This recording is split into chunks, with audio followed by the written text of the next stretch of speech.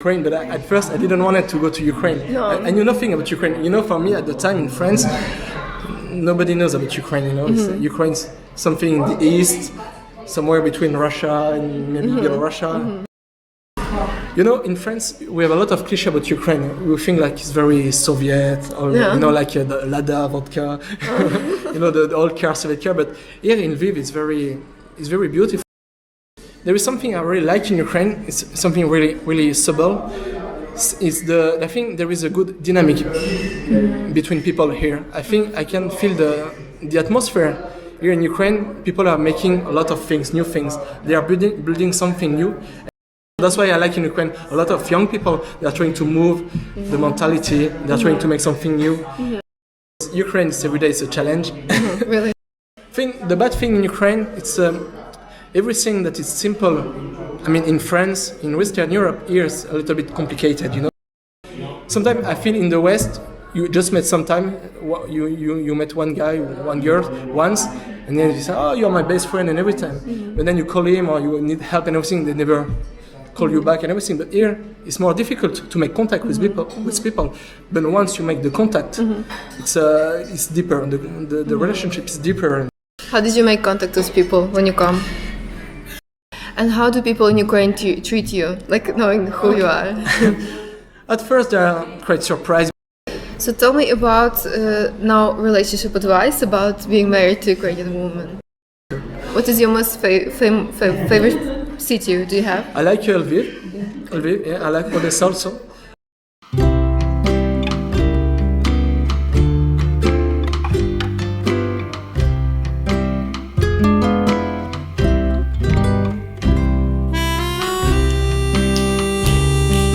Hi guys, it's thatlvivgirl Girl. It's good to see you.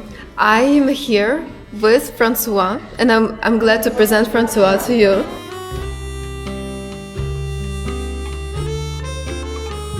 Hi. And I'm so happy to interview him and to learn about his experience of his life in Ukraine. Yes, let's talk about. So I met François at a New Year's party. He came to the room and he started introducing himself to people, and he was remembering everyone's names because he has very good memory techniques. And so he has a YouTube channel about exactly. Yeah. So I have a YouTube channel teaching how to memorize things, how to learn, and how to learn languages in French for the French speaker out there. So that's why I was trying to use some memory techniques to remember the name of the people during this new year. So that's how we met. Yes. And then we decided to make this video.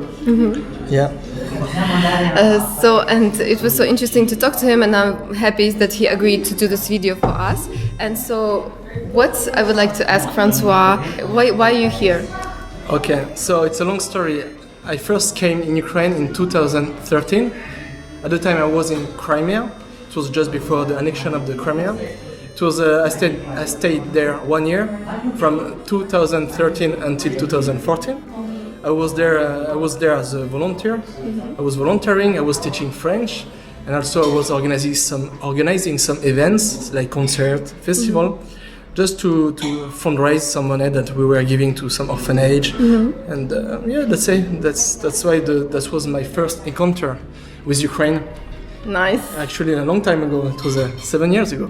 Yeah, almost 8. Wow. So that was the first time I came to Ukraine. I knew nothing about the country at the time. So it was quite a surprise. And but I'm quite happy that I discovered this country. Tell me what happened. Okay. Special something. Okay.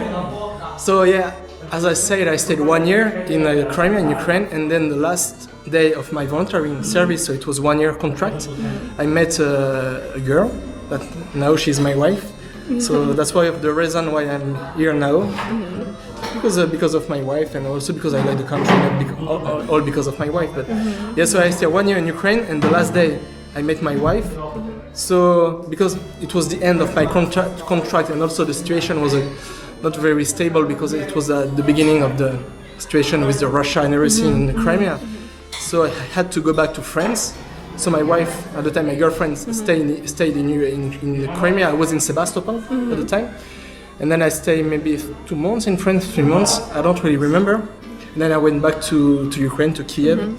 And then I spent a lot of time in Ukraine, coming in, coming back, coming out. France, Ukraine, traveling, coming back to Ukraine, coming back to France. So that's my life for the past years. So, okay, so Francois got married to an Ukrainian. Can you tell me, did you have a purpose of marrying a Ukrainian woman when you came to Ukraine? Not at all. No. As I told you, I knew nothing about Ukraine. I will tell you the truth. At the beginning, I didn't want to go to Ukraine. I wanted to go to Argentina. But because of some paperwork with problem with paper and everything, I couldn't go there. So I have to put a second choice. And my second choice was a default choice was Ukraine.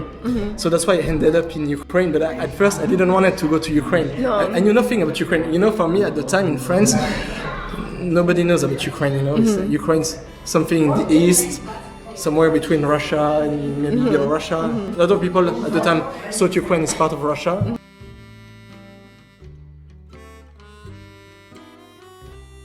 I know it's a struggle to say. Yeah, I knew nothing about Ukraine, nothing about Ukrainian girl. So that was for me. It was quite a surprise to be in Ukraine, and it's quite a surprise to me to still be here now. And I just want to clarify that François is from Lyon, France, which is very beautiful. Yeah, I'm from center-east of France. I'm from the countryside, from Burgundy, good place for wine if you like wine. But yeah. But you decided that you actually like Ukraine compared to Western Europe. Why? Yeah, I like. I think there is something I really like in Ukraine. It's something really subtle. I think there is a good dynamic between people here. I think I can feel the atmosphere here in Ukraine. People are making a lot of things, new things. They are building something new. And when I'm in Ukraine, I feel like I am part of something, you know. And maybe the problem in France, I don't know about other countries in the Western Europe. I think in France, we are a little bit in a stagnation, you know. We made a lot of good things in the past, and now we are protecting everything, and we are more in this conservative mood. And that's the thing I like in Ukraine, because people are building something new, especially the young generation. So that's why I think there is a good vibes, a good dynamics here, and it fits my personality. So that's why I like to be in Ukraine. I feel more like alive here. Because Francois likes exotic and he likes challenges, so that's why I like Ukraine, because Ukraine is every day is a challenge. Really? Because it's a beautiful country, but sometimes it's difficult to be here also, especially with the paperwork and a lot of small things, bureaucracy and a lot of things. But yes, it's a challenge, but it's a beautiful challenge to be in Ukraine. Can you tell me more about good and bad sides of Ukraine? Okay. Maybe we'll start with the bad and then the good. Then we'll finish with the positive thing. The bad thing in Ukraine, it's everything that is simple. I mean, in France, in Western Europe, here it's a little bit complicated, you know, like to make the paperwork, the visa, to maybe sometimes to rent a flat. For me, I think maybe it's really subjective, because I know a lot of my friends, they were quite lucky to find a good flat very easily, but for me, every time it's such a struggle. Really? I visited a lot of flat apartments, and every time it was a trap or very expensive or very creepy. Every time it's such a challenge to just find a flat. So that's one thing I don't like in Ukraine, everything that is simple. It used to be, for me, simple in Western Europe. Here it's a little bit complicated. You need more power, to make the same thing, that twice the same power to make the things here that you could do in France or more energy, more energy. Yeah, that's the bad side of Ukraine. And sometimes also I think it depends. But at first, when you come to Ukraine, it's a little bit difficult to make contact with people, really? because I mean, it's just the different culture. The culture is a little bit colder, and then you have to break the ice. You have to break the ice, and then when you have broken the ice, it's very nice. It's really? Very easy. It's even sometimes better than in the West. Sometimes I feel in the West, you just met you met one guy, one girl once, and then you say, oh, you're my best friend, and every time. But then you call him or you need help and everything, they never call you back and everything. But here it's more difficult to make contact with people. But once you make the contact, it's deeper. The relationship is deeper, and it's more like a brother, sister, you know. How did you make contact with people when you come? It depends. At first, I was saying at the time I was in Sebastopol, so I was learning Russian there. So I was saying I want to practice my Russian. I would like to exchange French, Russian, English, Russian. So that's why at first I met people there in Sebastopol. I mean, because I knew a lot of people from my own organization, and I wanted to know people outside of my organization.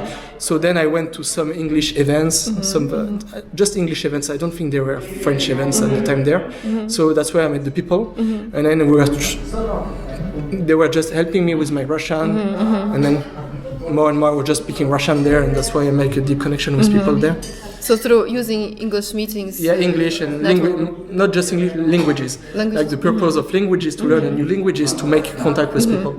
Yeah, at the time I didn't use any application, nothing, just a little bit of couch surfing at the time, because it was 8 years ago, so it was... internet changes so fast. So I was using couch surfing to meet some people, but mostly it was through languages. I just wanted to practice languages, and then I met people. I wanted also to practice French that were speaking French and English. Wanted to practice, so that's how I met most of my friends there at the time in Sebastopol. So how many languages do you speak? I think four. Four? Yeah. So which one? I think I can say English, French, obviously, Russian and Ukrainian. I'm not sure about Ukrainian because Ukrainian I can understand everything. I can speak about almost everything, but I struggle a little bit. Yeah, I'm very confident in Russian, but not so much in Ukrainian. And how do people in Ukraine treat you, like knowing who you are? At first, they are quite surprised because I think here the French people we got a very good reputation. I think, Really? Because they are. I think it's from the movie, especially the movie from the Soviet during the Soviet Union. It was very famous. The movie with Alain Delon, Brigitte Bardot, we call it la nouvelle vague in France, the new wave from the 70s, 60s, 80s. It was very famous here. And every time I say I'm French, they're like, oh, Paris. So it's a lot of cliché stereotypes about France. But obviously they like the French culture, the French cinema and everything. So it's quite good to be French in Ukraine. Yeah. And how many cities did you visit in Ukraine? I don't know. I mean the main cities like Kiev, Odessa, Lviv. I spent maybe 2 months also in the Carpats. It was beautiful there. Some villages. I used to go also to the center of Ukraine because the family of my wife lives there. Obviously Sebastopol, all the Crimea places, but I don't know if And but it's actually, beautiful, isn't it? Yeah, it's very beautiful. It's very beautiful. But actually, I've never been to the eastern part of Ukraine. I've never been to Kharkov. All this part I've never been there. More the south and west of Ukraine and center. What is your most favorite city? Do you have? I like Lviv. Yeah, I like Odessa also. I'm not a huge fan of Kiev because, as I told you, I'm from a small village. So for me, when the city is too big, I feel a little bit oppressed. So that's why I prefer the middle-sized city. Like Lviv is perfect for me. But I miss because I like the water. I miss the water in Lviv because there is no water, nothing. So that's why I like also Odessa because for the water. So sometimes I like to spend some time in Odessa, some time in Lviv. It depends. Yeah. During the winter, I prefer to be in Lviv because it's a very beautiful city during the winter. There is no snow today, but it's very beautiful when it's snowing and everything because it's the city for the tea, the cafe and everything. Yeah. So it's very beautiful to just watch through the windows, the snow falling, drink some nice tea or coffee. So that's why I like to be in Lviv during the winter, but it's better to be in Odessa during the summer because you can swim. It's more like a summer city, summer vibes, It's very active, Lots of things to do. So if you are thinking where to go to Ukraine in winter, actually Western Ukraine has all the tourism, the mountains or even Lviv, with the markets and all the activities, the ice skating, we can really make you feel happy here. Yeah, I think the western part of Ukraine is the best for the winter time. The Carpathian Lviv is nice because it's not so far from the Carpathian mountains. You can take a train and be there in I think 3 hours, 4 hours. It depends where you go, and then you can ski. You can do a lot of things, camping. Maybe not during the winter, and also there are a lot of this chan, sauna, banya. So I think it's nice to be here during the winter, but maybe during the summer of the Black Sea or even Kiev because I know there is the rivers. Yeah. So So tell me about now relationship advice about being married to a Ukrainian woman. I didn't try to meet my girlfriend. You know, I wasn't dating. Yes. I was organizing some event. Like we were organizing. It was a small concert. And then, because at the time my Russian wasn't good enough to just animate the show and everything, so I wanted to find someone to animate the show. So my girlfriend, she wasn't my girlfriend at the time yet, but she said, "Oh, I can because I speak Russian, obviously Ukrainian, so I can just animate the show." And then that's how we met. But I didn't try to date and everything. So I never really date in Ukraine because I met my girlfriend and she's my wife. Can I then ask you a little bit about your wife? I know she's an actress. Yes. Yeah. Can you say a little bit more about her? Yeah, she is an actress. She's she plays in some movies, but mostly she's a theater, and she's now she's building her own theater in Lviv because she wants to make something new, younger, like more dynamic, more avant-gardist. I don't know if you know. We need this in Lviv. So that's why she's trying to move the things, like the cultural things also. So that's why I like in Ukraine, a lot of young people, they are trying to move the mentality, they are trying to make something new. And also that's why I like in Ukraine, because in some part of the world, they are copying everything from America. And they keep their identity. So they are building something new, but they keep the Ukrainian identity in this. So that's why I think we also copy, but we have so many more things to copy from. Yeah, maybe. No, you copy, but you put a little bit of Ukrainian soul in your thing. So that's why it's a mix between, but you have this Ukrainian soul. That's my opinion, my point of view. Yeah. It's nice. Yeah. But we are quite, I think, it's not very strict here in Ukraine about the COVID, because obviously we are in a coffee without mask and everything, we can talk. The distance is not yet. But we are thinking that being living through this COVID times, being in Lviv is actually really good for us. Yeah, actually it depends. Actually it's better than to be in France, because in France now everything is closed. You have to you have to go back to your place at 6 p.m. So otherwise you have a straf. You have to pay the taxes. Not the taxes, the fine. The fine. Yeah, and so that's why you can do nothing. Everything is closed and everything. So that's why it's better to be in Ukraine now. If you unless you are at risk of then it's. But I'm not sure now you can go to Ukraine. What do you think? Yes, you can. You can go? Okay. I think, yeah. No, because one of my friends from France, she came yesterday. So obviously you can come here. Do you have many French friends in Lviv? We are not so much. We are not so. We are maybe. I think we are 10, maybe more, but I don't know. But mostly we are six that we are meeting each other. We are not so. We are not a big diaspora in Ukraine. No. I mean, more in Kiev. I think in Odessa, I know there is like a French coffee. Okay. The French used to meet there, but here in Lviv we are just a few French. Actually, if you travel around Ukraine and you study history, you hire like a guide, you will learn that there are French settlements, German French settlements, even in southern Ukraine. So it's very interesting, the connection that we have historically. Yeah. Also, so that's one thing because I like history, and that's why one thing I like, especially in Lviv, because of it's a very historical place, a mix between a lot of different culture, the Yiddish people, back the Austro-Hungarian Empire, and the Polish, the Soviet Union, the Ukrainian. So it's a mix between a lot of things. Armenian also, it was a huge Armenian community here. So it's a mix between a lot of different culture, and you can see it in the architecture. So that's one thing I like in Ukraine, the mix between different culture. How do you learn about Lviv? Do you read? Do you go to sightseeing tours? Or? Yeah, the first time I didn't know about Ukraine, so I didn't know about Lviv. So I was in Sebastopol, and we had one meeting in Lviv between all the volunteers that were in Eastern Europe. So some volunteers were in Moldova, some were in Kiev, some were in Belarus, some were in Poland. So it was the meeting point because it's in the center between everything. So the first time I came to Lviv, and I was very surprised because in France we have a lot of cliché about Ukraine. We think like it's very Soviet, or like the Lada vodka, the old car, Soviet car. But here in Lviv it's very beautiful. It's very, I don't know, the architecture, it's almost like a small European city. So that's why I fell in love with Lviv. That's why we decided with my wife to live in Lviv, because it's big enough city, but not too big. It's a beautiful and a very cultural city. A lot of things, cultural things. So I like this kind of things. Yes, Yeah. and I also think European, but also unique identity. Yeah, unique. So that's why. Yeah, because as I told you, it's a mix between a lot of different culture, and you can feel it, and then the mix between all this culture made something very unique. So that's why I like in Ukraine, especially in Lviv. Yeah. Great. Yeah. So I think with this we'll end this video. Maybe in the future, if you will request, it will work out. We will make more. Okay, thank you. And yes, so again, if you speak French, there's YouTube channel of François in the description below. And thank you for watching. Thank you. Maybe see you in Lviv or in Ukraine. Yes. Yeah. Come visit us. Thank you, Elena. Thank you. Bye.